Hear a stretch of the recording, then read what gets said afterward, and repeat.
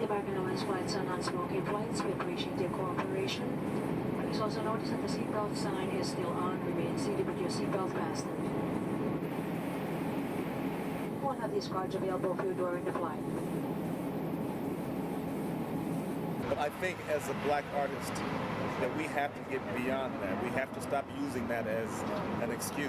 Ceiling means the same thing in Britain, I'm sure, that it means over here, and that is that people of color on the whole, and women as well, reach a certain level, and that's as high as they can go. This is the Ford agency, Ford Model Agency, and this is where my agent's located. My print agents, Ford, and also here we've got my my commercial agents, Innovative at Ford, and also my managers are here, so in this building. So there's a lot going on for me in this particular spot. This is the Wall of Fame. Here I am over here. This is me. So you've got like Stephanie Seymour and Gwyneth Paltrow and Tyrese and a lot of the other kids that they represent. And little old me from London. Who is my manager? Hi. This is Vera. Vera is my manager. Manager of Rodney Charles. Nice to meet you. Thank you. You're so close. You have to be so close. I just finished a short film. It's called American Mod. It's about mod culture in New York. It's an all-white cast. Nothing to do with race. I'm talking to various companies now about making that into a feature film. Nothing to do with race. And how does this prepare you for your next film?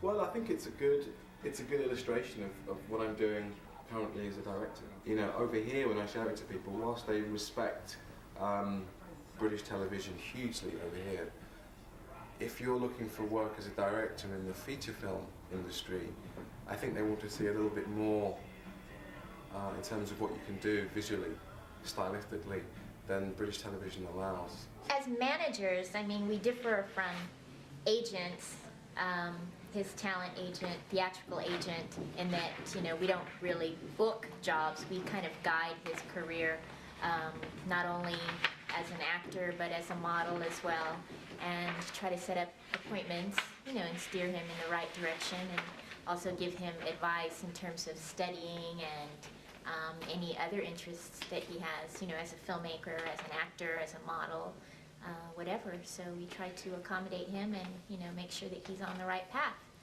So if he's not successful, is it your fault? Yeah, definitely. And he should fire us. He should fire us quickly if nothing good happens with his career.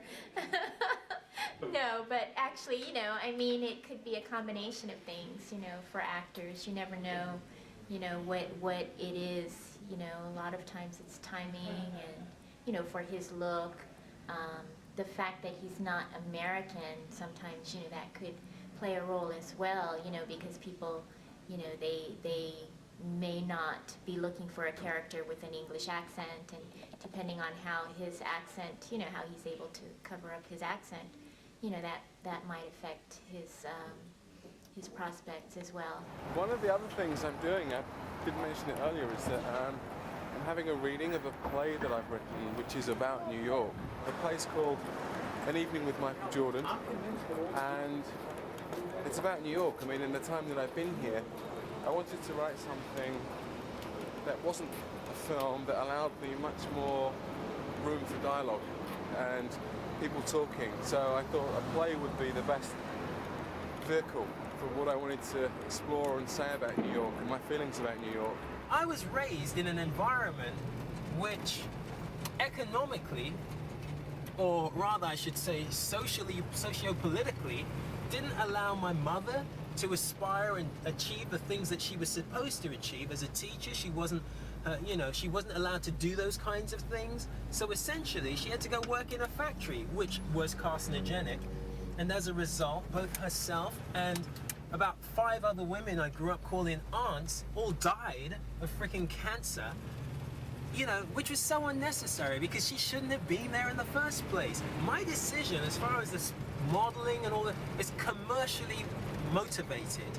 It's about making money for me. It's not about ego gratification, which is often what I say to young people who ask me about getting into the business. It's a business. I'm here to do this. My image is being exploited to make other people a lot of money.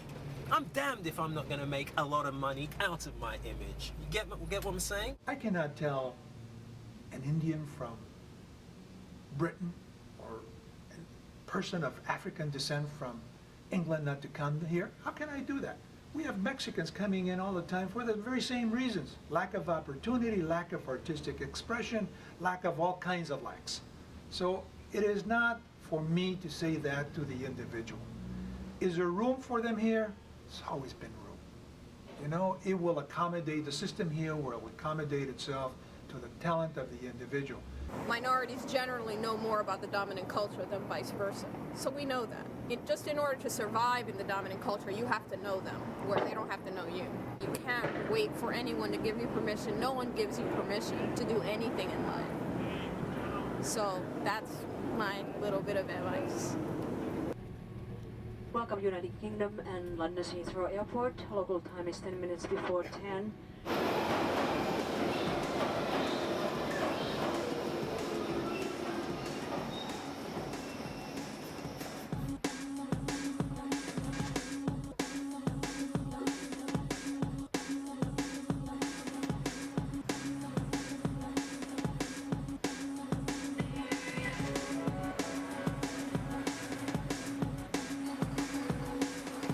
We've all got to that point where you feel that you're just too frustrated with how slow things work here.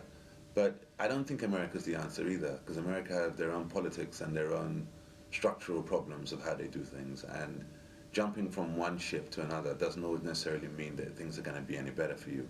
I mean, America does have the advantage of having more money, being a bigger place, a bigger market, and there are more options in terms of where you can sell it. You've got more networks, you've got more cable outlets, you've got more production companies, you've got more ways of maybe accessing money because the place is so big. The adventure of finding my way, navigating my way through Utah and Park City, Utah, and the Sundance Film Festival to get to the people that I need to speak to. You know, everyone from you know, fellow writers, fellow, you know, directors, producers, agents. I mean, I've got an agent and all that, but, you know, just people basically who are my peers within the industry and just finding out, essentially, what their deal is and what's going on with them, you know?